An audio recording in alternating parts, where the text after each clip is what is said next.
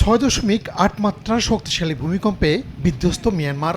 ক্ষতিগ্রস্ত হয়েছে ঘরবাড়ি, ব্যবসা প্রতিষ্ঠান, বাদ যায়নি ধর্মীয় স্থাপনাও। দেশটির বহু ঐতিহাসিক মসজিদ ক্ষতিগ্রস্ত হয়েছে।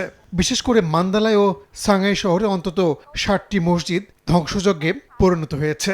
মুসলিম সম্প্রদায়ের মতে প্রকৃত সংখ্যা আরও বেশি হতে পারে, কারণ অনেক এলাকায় এখনও যোগাযোগ ব্যবস্থা পুনরুদ্ধার করা যায়নি।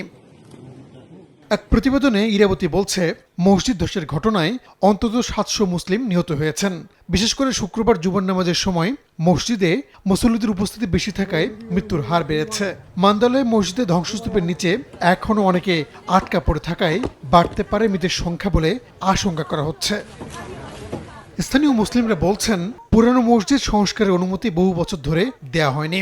সেনা সমর্থিত উগ্র জাতীয়তাবাদী সংগঠনগুলো মসজিদ বিরোধী মনোভাব ছড়িয়েছে, ফলে সরকারের পক্ষ থেকে সংস্কারের কোনো উদ্যোগ নেওয়া হয়নি। যুক্তরাষ্ট্রের পররাষ্ট্র দপ্তর 2017 সালে সতর্ক করেছিল, মিয়ানমারের ঐতিহাসিক মসজিদগুলো রক্ষণাবেক্ষণের সুযোগ না পাওয়ায় ধ্বংসের মুখে পড়তে পারে। তবে সরকারের উপেক্ষার কারণে মুসলিম স্থাপনাগুলো অবশেষে প্রাকৃতিক দুর্যোগেই ধসে পড়ল। রাহানুল রানা, সময় সংবাদ।